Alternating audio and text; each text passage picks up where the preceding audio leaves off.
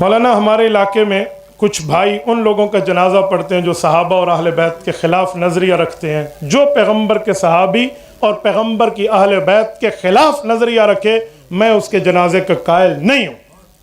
جسے نبی کے صحابہ محبت میں قبول نہیں ہے، پیغمبر کی اہل بیت عقیدت میں قبول نہیں ہے، وہ ہمیں قبول نہیں ہے. کوئی پڑھتا ہے کوئی پڑھاتا ہے، وہ جانے اس کا کام کرے. ہم اگر پیغمبر کے صحابہ اور اہل بیت کو چھوڑ دیں ہمارے پاس دین میں بچے گا کیا کچھ؟ کچھ لوگ کلخانیوں، بابا کلخانیاں کوئی ثابت نہیں ہے، یہ لوگوں نے ایسے ہی اپنی ترتیبیں بنا رکھی ہیں. مفتی سعید صاحب کے ساتھ آپ کا اختلاف کیا ہے؟ میرا تو کوئی ذاتی اختلاف نہیں ہے. انہوں نے مولانا فضل الرحمان کے بارے میں جو جملہ کہا اس کے بعد انہوں نے وضاحت کی کہ میری مراد یہ نہیں ہے. دلوں کا بھید اللہ جانتا ہے، دلوں کی باتیں اللہ جانتا ہے. جو ہم نے غلط سمجھا ہم نے ٹھوک بجا کے کہا ہے. اور میں اب بھی کہتا ہوں اگر اہل حق سے نسبت رکھنے والا کوئی بندہ اہل حق کے علماء میں یا خصوصاً قیادت میں کسی کی پگڑی اچھالے گا ہم جواب دیں گے. ہماری قیادت ہمارا سر کا تاج ہے. اس کے لیے میں نے سفید داڑھی کالی داڑھی یہ نہیں دیکھنا ہے. اور میں دلیل کی دنیا میں پاؤں کی ٹھوکر سے اس معاملے کو اڑانا جانتا ہوں. یہ کوئی بات ہے بھائی؟ جو اتنی بڑی قیادت پر بات کریں اور ہم چپ ہو جائیں؟ ہم نہیں چپ ہوں گے، ہماری مجبوری ہے، ہم کہیں گے. باقی اگر بعد میں کوئی کہہ دے جی میری مراد نہیں ہو تو ٹھیک ہے، ہم مان لیں گے، دل اللہ کے حوالے. مولانا میرا ذاتی مسئلہ کسی سے کوئی نہیں، اللہ جانتا ہے. کسی سے میرا کوئی ذاتی مسئلہ نہیں ہے.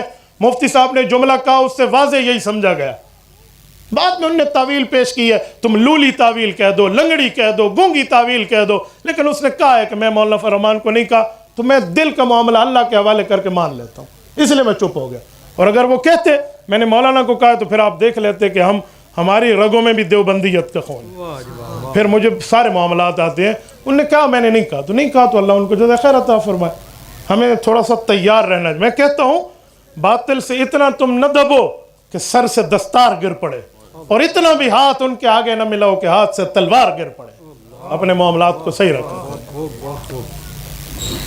یوٹیوب سے کمائی کرنا حلال یا حرام؟ بیٹا یوٹیوب کے معاملات دیکھنے پڑیں کہ آپ یوٹیوب میں ویڈیو کون سی اپلوڈ کرتے ہیں. آپ جو غلط چیزوں کی ویڈیو اپلوڈ کریں اور غلط معاملات آگے چلائیں اور ہم کہیں حلال، کیسے حلال ہوگا؟ آپ کی ویڈیو ٹھیک ہونی چاہیے اور اس پہ اشتہارات ٹھیک کی آپ اجازت دیں. لیکن اس میں بھی ایک چھوٹی سی چیز ایڈ ہے. ٹھیک ویڈیو پر کبھی برے اشتہارات آتے ہیں، اس کی وجہ ویڈیو والا نہیں ہوتا، چینل والا نہیں ہوتا، وہ دیکھنے والا ویور ہوتا ہے. کیوں؟ یوٹیوب بڑا عقل مند ہے، وہ سرچ کرتا ہے کہ کس بندے کو کون سا اشتہار دکھانا ہے. اگر کوئی بندہ ہر وقت گوگل پر بری چیزیں سرچ کرتا ہے، فحاشی اور عریانی، تو وہ اسے برا اشتہار دکھاتا ہے. اور وہ کیا کرو تو مولوی کے پیج پر برا اشتہار چل رہا ہے. نہ بابا نہ، تیری سرچنگ کی بنیاد پہ چل رہا ہے. تو اپنی سرچنگ بروزر جلا کر اپنی بروزنگ ہسٹری کو ٹھیک کر لے. عبدالرافع نے زبردست جواب دیا ہے. اپنی بروزنگ ہسٹری کو ٹھیک کر، تیری سرچ غلط ہے.